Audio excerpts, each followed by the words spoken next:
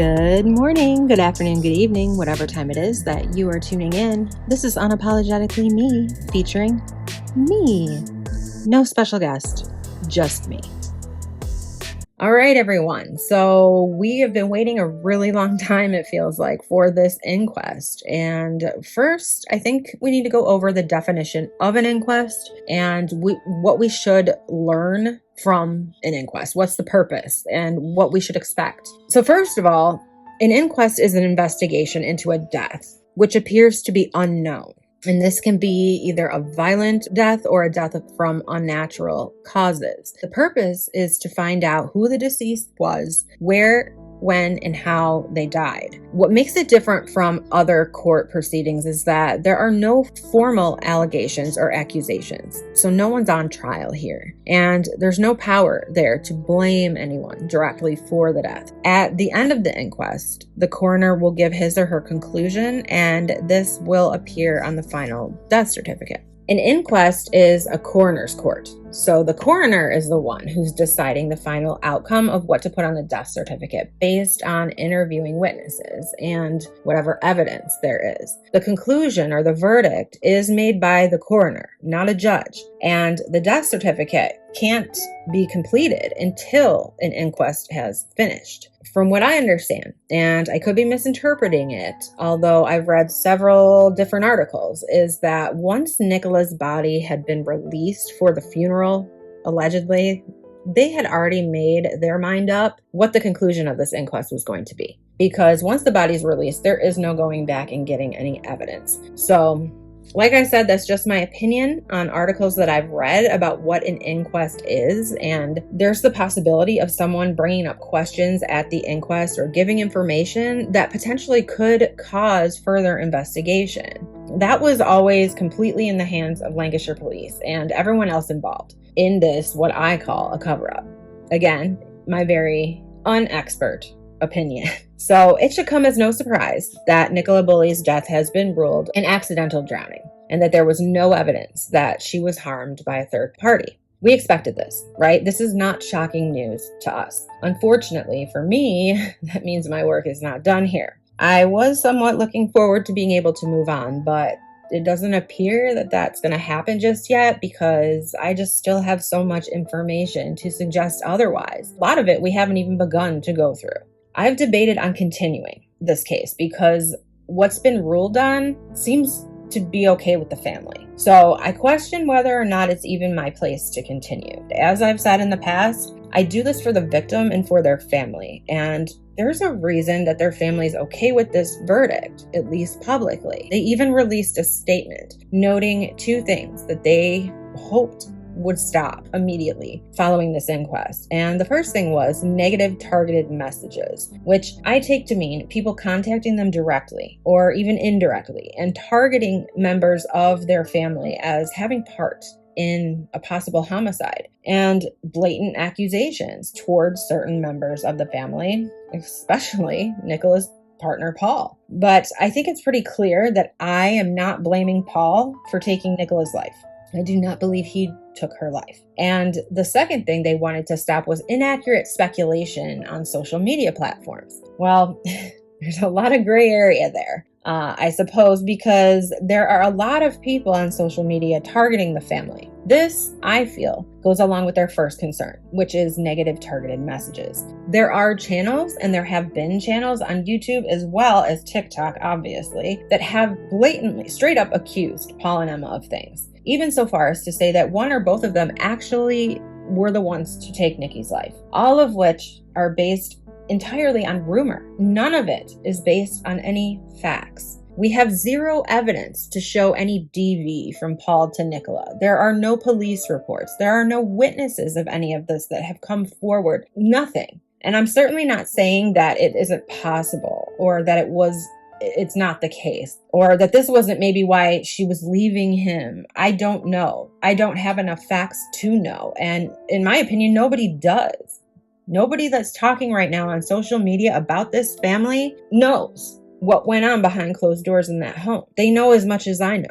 It's all hearsay otherwise. It's all rumor. It's all speculation. I am doing neither of those things that the family asked people not to do. And it's because of the evidence that I have found showing that something bigger has gone on. Something big enough that all of these people would be covering it up. Something big enough that even the family has decided that it's for the best, that no further investigation needs to be done. There have been professionals in law enforcement who have questioned this from the beginning as well, all of which have gone silent since. I can only take a guess here that the reason that they have gone silent is because they have found that this is big and this is just the way it has to be. I believe that the family are victims as well. I believe that they are in horrific pain and anguish, as they have said, and they know that no matter what, they cannot bring Nikki back. They have also realized that they can't do anything about any of this. I believe that their hands have been tied and their voices have been silenced, but mine have not been. All of the other people that are still actively working on finding answers are still able to do so. And I'm just going to throw this out there because for some reason it is just not being understood that every single video that I put out is my opinion. It is all my opinion. The facts are the things you cannot argue with. It's pointless to. You can argue with my opinion all you want, but you can't argue with the photos. Those are facts. Photos are considered hard evidence, and not just by me, but in a court of law as well. So yes, opinions are not facts, but photos are. No matter what opinion you have on the evidence, it doesn't change the fact that it is evidence, and it does prove something. You can disagree with it all you like. It doesn't change a thing. We have heard from a number of people. I believe there were 16 on the first day, and then we had a few on day 2. And we're going to go through all of it. I'm questioning so many things about what we've heard from a lot of witnesses that we didn't even know about before. That's not necessarily strange in and of itself, but remember, we're putting pieces of a puzzle together. Each puzzle piece means nothing until it's put together properly with all of the other pieces. So far, we've been looking at multiple different puzzle pieces, but we haven't put the entire puzzle together yet. One thing I do want you guys to pay very close attention to, whether you're listening to this video or you're looking through things on your own, Dr. James Adley directly left so many questions unanswered. This was purposely done. He omitted a lot of things, and if this were an actual court of law, he would have been objected to so many times for leading the witness. He spoon-fed all of the answers that he needed to fit the narrative to these witnesses, and you'll notice it now that I said that. He answers their questions for them, and he uses words such as, so you're saying that blah, blah, blah, blah, blah, right? Or, so blah, blah, blah, blah, blah, correct? So the witness isn't actually saying it themselves. He's putting those words into their mouth, and they're simply just having to say yes or correct. That is called leading, and that is not allowed in regular court. It's like we're in a courtroom, but we're only hearing one side of the story, and there's nobody there to object to anything that is going on or anything that doesn't make sense. And there's no clarification. There's nobody in there saying, okay, can we get more into that? Because that's not making sense. There's no one there to question anything. Anyone who was on Nikki's side was not there. And unfortunately, I feel the only person that was really on Nikki's side is Peter Falding. And that was just him being completely unbiased. He was just doing his job. But his testimony would have blown everything out of the water. No pun intended. So a few other moms at the school testified, and the first one was a woman by the name of Claire. Claire said that she saw Nicola outside the school gates on the morning of her disappearance just after 8:35 a.m. She said she was talking with a group of other moms when Nicola walked past, greeted the group before bending down to say hello to Claire's dog and smiling. Claire described Nicola's demeanor as very normal. She went on to say that she followed a similar path to Nicola on her walk that same morning, and she described the morning as a very quiet morning. Claire said that she spotted Nicola when she heard Willow barking in some vegetation a little bit behind Nikki. So at this point, Claire has eyes on Nikki, but she does not have eyes on Willow. because Willow is in some vegetation a little bit behind Nikki, and she can hear Willow barking. When the coroner, Dr. James Adley, asked if Claire knew what Willow was barking at, Claire said she did not know, but she hadn't seen anybody else. And she also added that just 5 minutes before, she had walked past that same area and hadn't noticed anything unusual. So Willow was barking at some point in some vegetation. We don't know what Willow was barking at. There could have been an animal. It could have been her ball, which may or may not have been there. It could have been Nikki, that kind of come play with me kind of bark.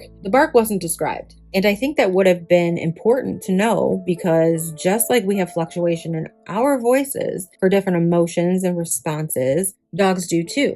I mean, they bark in a certain way when they want to play. They bark a certain way when they're upset or they're injured. They bark a certain way when they're trying to protect their owner. So it would have been helpful to know what type of bark Willow was expressing. We then hear from a local who testified that he saw a man in black at the end of Allotment Lane on the morning that Nicola disappeared. This man who testified's name is Richard, and he confirmed that he saw Nicola between 9:10 and 9:20 a.m. near the river wire. Now, that's a pretty broad description, but while Richard was walking his dog, he said he also passed 2 other dog walkers and a, quote, man in black, unquote, who was standing at the end of Allotment Lane. Richard went on to say that his dog attempted to approach Willow, but Richard said that he was in a rush that morning, so he didn't speak to Nikki. However, he said that he could see that she had her phone out in front of her and was looking at the screen. And he said, quote, I could not see or hear as she was talking, unquote. Richard went on to say that when leaving the area, he noticed that this man standing at the end of Allotment Lane that was wearing the black clothing was still in the same location. And he found this to be, quote, quite strange, unquote, as he did not recognize this man as a local. Richard also said that once he found out that Nicola had gone missing, he was thinking about that date more, and he remembered the man in black and thought he'd tell police in case it was useful. So we do have someone there that a local dog walker did not recognize and found to be strange, because this person was just standing at the end of Allotment Lane throughout Richard's entire dog walk. Okay, pause. We're not looking into this man, I guess, because this man was never found and he never came forward. But we don't consider this suspicious at all. I mean, I consider it suspicious. This local man considered it suspicious, but Lancashire police does not consider this suspicious. So even though this man was asked to come forward and never did, we're just going to say, oh, well, okay, got it, cool. All right, moving on. Another mother from Nicola's children's school testified that she too saw Nicola with her dog in the school car park on the morning of her disappearance. And she said that Nicola was acting the same way she would on any other day, doing a school run, that there was nothing of concern. She appeared how she normally would, nothing different than any normal day. She said that she spoke with Nicola and they had a lighthearted conversation about Willow. Dr. James Adley, the coroner, asked if Nicola had come across as anxious or in a low mood, to which the mom replied, no, she did not.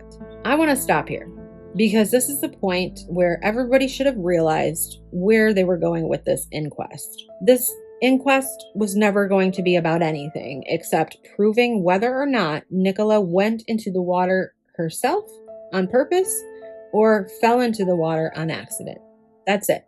This inquest was never going to be about third-party involvement. They were probably a little bit ticked off with Richard's testimony, if I can speculate there, about this man in black, because he may have broken script there. And this is why this case has become so important to me, because there are 2 narratives here. There was never allowed any more than these 2 narratives. And that was that she took her own life or that it was an accident. And so many people just do not believe that it was an accident, because there's no evidence that it was an accident. In my opinion, there's more evidence of foul play than there is accident when you think about these sightings about strange individuals and a barking dog and a scream that people heard, which we will get into. And remember, when Willow was barking, Claire had eyes on Nicola, so the dog was not barking at Nicola in distress. It has been talked about over the last few months that Nicola was a very good swimmer. According to the inquest, Nicola was just a quote-unquote holiday swimmer. So it would have been almost impossible for her to have been able to swim against a fast current. Does this look like a fast current to you? Moving on. It had previously been established that the water flow on January 27th was a 1 meter per second. Therefore, it would have been, quote, highly unlikely to almost impossible to swim against the current, unquote. Where would there have been a current? Because there was no current in any photo that we have ever seen or any video that we have ever seen. It was also pointed out that Nicola would be making this decision while trying to hold her breath and not drown. Now, I'm a bit confused on what decision. I really don't think that's too important at this moment. Maybe one of you could comment and enlighten me on that, because the only decision I feel Nicola would have been making had she shockingly fell into 4-degree water would be getting out. So maybe that's what they mean. Nicola may have only been able to hold her breath for 1 or 2 seconds at best. Cold water expert Dr. Patrick Morgan said, quote, after falling in, the heart rate goes excessively high, the blood pressure surges excessively high, and the heart pumps no blood, and the brain switches off. On the occasion that the individual has taken that initial gasp on the surface of the water and then gone below, the duration would be 10 seconds that you could hold your breath, and very likely 1 or 2 seconds at best, unquote. I could stop and unpack all of that, but I think I'm going to wait because we're going to talk a lot more about that later on. So let's just keep moving through the inquest here. The home office pathologist on this case is Dr. Allison Armour, and we're going to call her Dr. Allison because it's a last name thing, yeah. And she's the one who carried out the post-mortem examination on the body of Nicola. She said that the evidence of water in her lungs and stomach led her to conclude that the cause of death was drowning and that there was no other third party involved in her death. Well, in my opinion, just because someone has drowned does not mean that there was no third party leading to their death. In fact, people are drowned all the time by a third party. It is certainly one way to take someone's life. And just to throw it out there, if this were a planned event, it is certainly possible that Nicola's life was taken by drowning so that there would be water found in her stomach and lungs during an autopsy. If you have followed any of my videos, you would know that I do not think some random person is involved here. I believe that this was a much bigger deal, and whoever would have taken Nicola's life is a professional at taking people's lives. They know how to make a death look like an accident. I also want to say that every single thing that's being reported in this inquest about how someone can succumb to drowning is absolutely correct. I cannot argue that. These are facts, and I've looked into several different sources as the days have gone on, and they've all confirmed the exact same thing. Okay, so I'm certainly not arguing with what they're telling us. The coroner summarized, quote, so the best case scenario, someone of Nikki's build and weight in a water temperature of 3.6 degrees would have approximately 48 seconds before losing consciousness. And in worst case scenario, it's just 1 or 2 seconds, unquote. And that is true. That is a fact. And like I said, I'm not arguing with that. That is factual information. I could argue it all day. It doesn't change the fact that it's a fact. And I have cross-referenced this on several different sites, including the Coast Guard, fishermen sites, all sorts of places. They say virtually the exact same thing. Professor Michael Tipton and Dr. Patrick Morgan give evidence on how the body reacts to entering cold water and drowning. They explain cold water shock, describes the initial response to immersion in cold water, which involves a rapid fall in body temperature, increased pressure, and uncontrollable breathing. They go into a lot of things, and maybe we'll talk more about this, but I just want to kind of breeze through the inquest so that we can focus on some big issues, okay? Because here's the thing. They can have all the experts in the world when it comes to drowning and cold water experts, whatever experts they want. It doesn't matter because Nicola didn't go into the river by the bench. Nicola didn't go into the river at all. So cold shock doesn't apply. She may have been drowned, yes, but she did not slip and fall into the river, as they said at the inquest. Therefore, all the experts in the world can testify what would happen if someone fell into the river at 4 degrees Celsius and this and that and everything else. But it doesn't matter because it doesn't apply to this case. It does not apply to Nikki. Nikki did not slip and fall into the water. Now I'm going to show you what they showed us as proof that she did not fall into the water and drown on her own.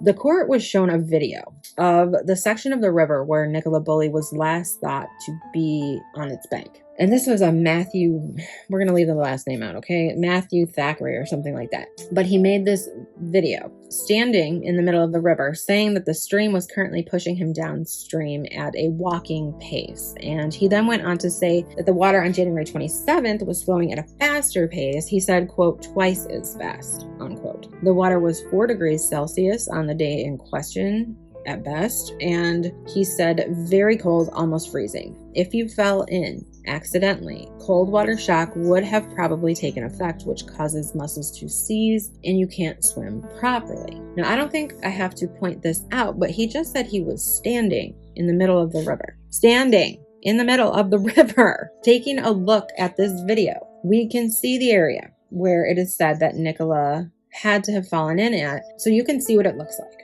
Now, this has been ruled an accident for sure. So we now know for sure Nicola did not jump into the water herself. This was an accident. She slipped and she fell. Nobody pushed her. The dog didn't come up and push her. The man in black didn't come up and push her. Oh yes, we're going to talk about that soon too. She slipped and she fell. Now, I want you to take a look at this video and I want you to imagine what would happen if you slipped and you fell. Where would you land? Where do you think you would land?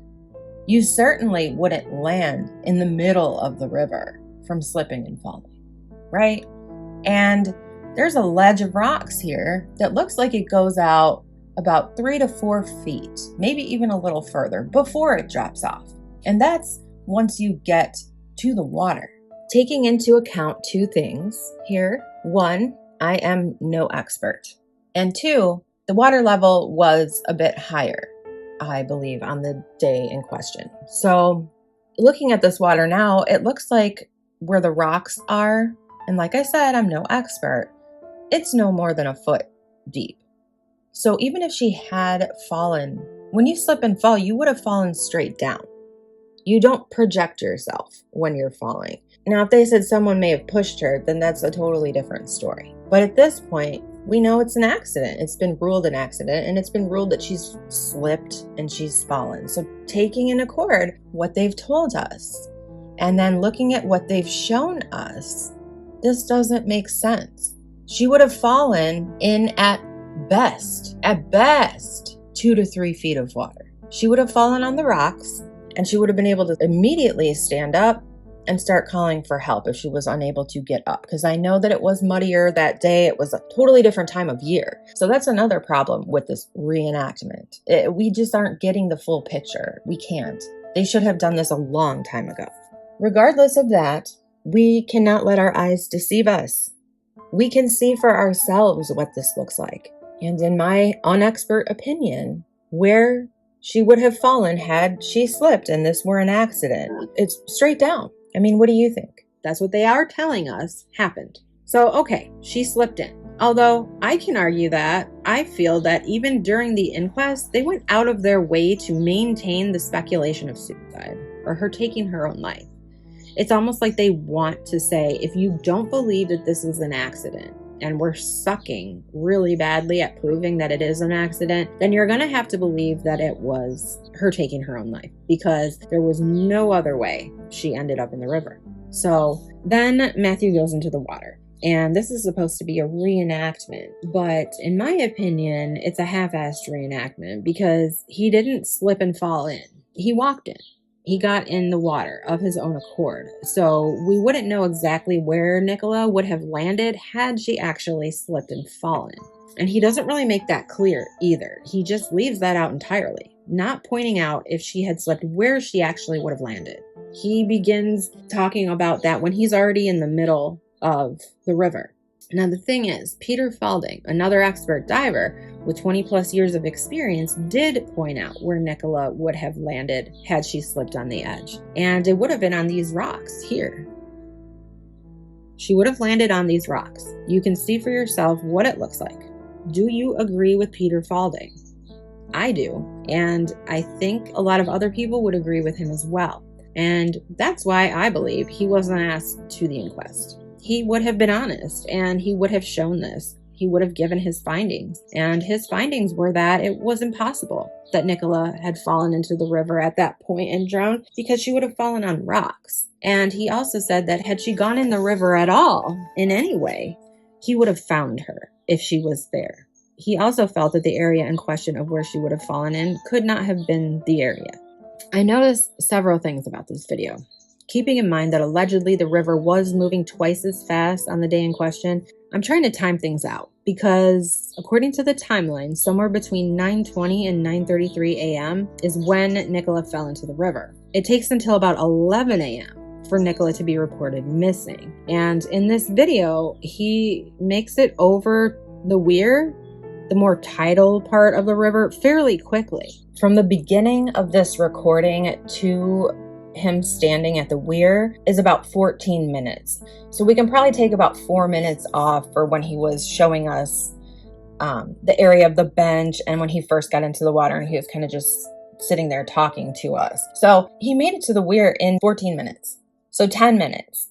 So what he's saying is, basically, this is my understanding of what he's saying is, she fell in, and in about 10 minutes, she was already at the weir.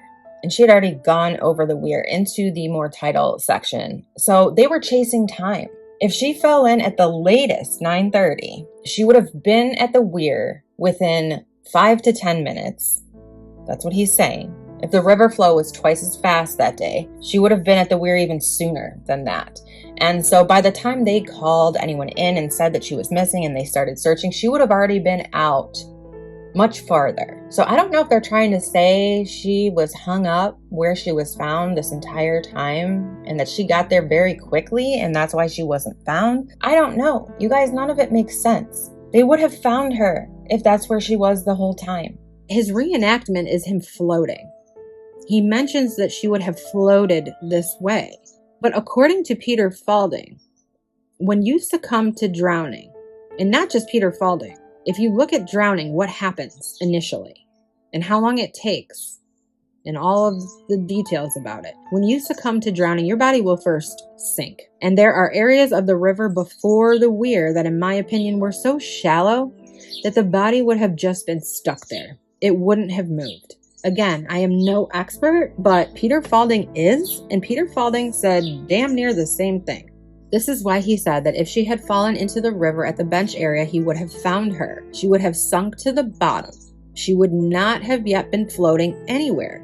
She would have been at the bottom of the river and she would have stayed there for a number of days until the body filled up with gases and caused the body to rise, and then it would begin floating. Moving on for the time being, so we can get through some more of day one. The inquest has heard that there is no evidence that Nicola Bulley was assaulted or harmed before she went into the river. Although BBC had a little misprint where they printed that there had been evidence that Nicola Bulley was harmed. A little Freudian slip, or did they just forget a word? According to Dr. Allison, the post-mortem exam found no signs that Nicola had been assaulted or harmed. But she did have bruises. And that's what we're going to talk about on the next video. I put out on my community page, I asked you guys how you wanted me to unpack the 2 days of the inquest. And most people said parts, or they said to do what I wanted to do. Very few said for me to just go balls to the wall and put the whole thing out. It would probably be about 2 hours if I did that. And the thing is, people will skip through it and they're not going to hear everything. I said majority rules, and majority was actually that I do whatever I want to do. So I'm kind of mixing it into parts and what I want to do. So I personally would like to get it all out in one large, long video, but I do know that bits and pieces seem to work better for comprehension purposes. So it is important that everything I'm telling you gets heard, and I don't want to make it too complicated for certain people. So that's what we're going to do. I'm already working on the next one, so I'm going to get them out as quickly as I can. I usually post to my community page when I'm uploading. So usually somewhere between 1 and 2 hours after you see that, you should see my video pop up, just for future references. The next video, we will go into what was found during Nicola's autopsy and toxicology reports. Make sure if you're not subscribed, you're subscribed. You hit that notification bell so that you're notified when that video comes out. I will see you guys on that one. Have a great rest of your day, week, weekend, and be safe, be healthy, be happy, and most of all, be unapologetically you. Bye-bye.